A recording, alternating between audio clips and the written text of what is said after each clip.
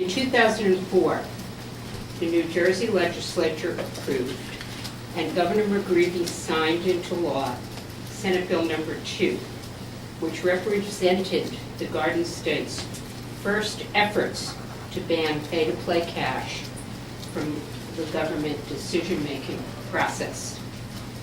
I was proud to sponsor that legislation when I served in the Assembly, because for the first time ever, we were standing up to individuals who believed they could buy their way into lucrative government contracts. We were willing to put the taxpayers' interests ahead of campaign calculations.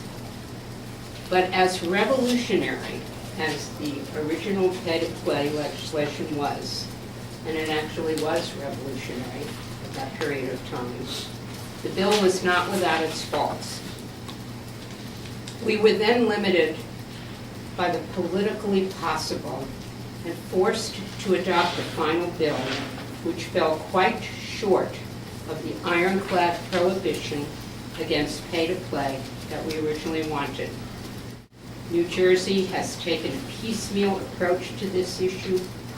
We passed laws, some local governments passed ordinances, and governors have issued executive orders. In the end, it made for a complex and confusing set of rules. And today is the day that New Jersey's pay-to-play law gets its much-needed update and clarification. This new bill will give us the ironclad restrictions against the practice of using campaign cash to influence decision makers that has unfortunately become business as usual in the Garden State.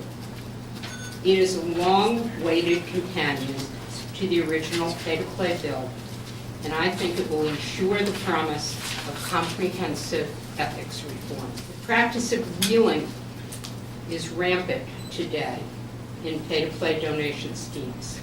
Instead of donating to your intended political organization, you might donate to a different organization with a wink and a nod that the money will get transferred from one to the other.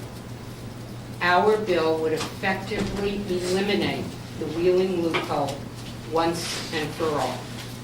It would ban donations from one county political organization to another county political organization or to a municipal political organization outside of their county.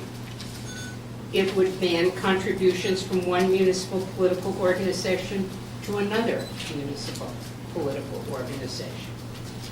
And if the donor is prohibited from contributing to one political organization, they're also prohibited from contributing to any political organization which has transferred campaign funds to the prohibited organization.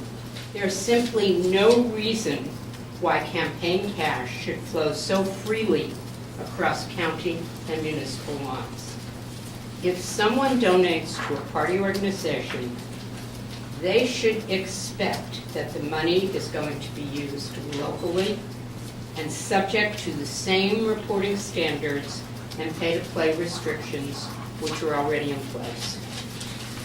The bill would codify existing pay-to-play laws created through executive orders to ensure that local redevelopment projects are held to the same pay-to-play rules and that municipal officials and legislative leadership accounts cannot accept contributions from business entities seeking contracts within that municipality or legislative district.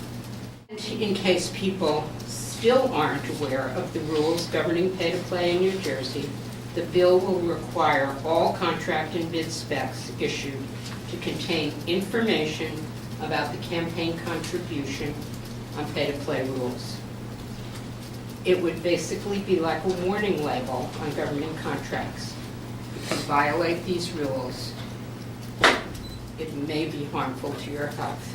We've reached out to Governor Christie and the Senate Minority Office several times to build a bipartisan consensus on this bill, but so far have not received any response.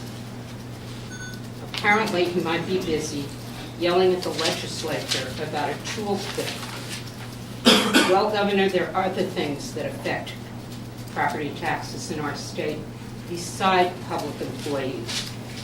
Focusing single-handedly on public employees is not the only option. And I would say that this ban on pay-to-play should be considered an integral part of anybody's toolkit.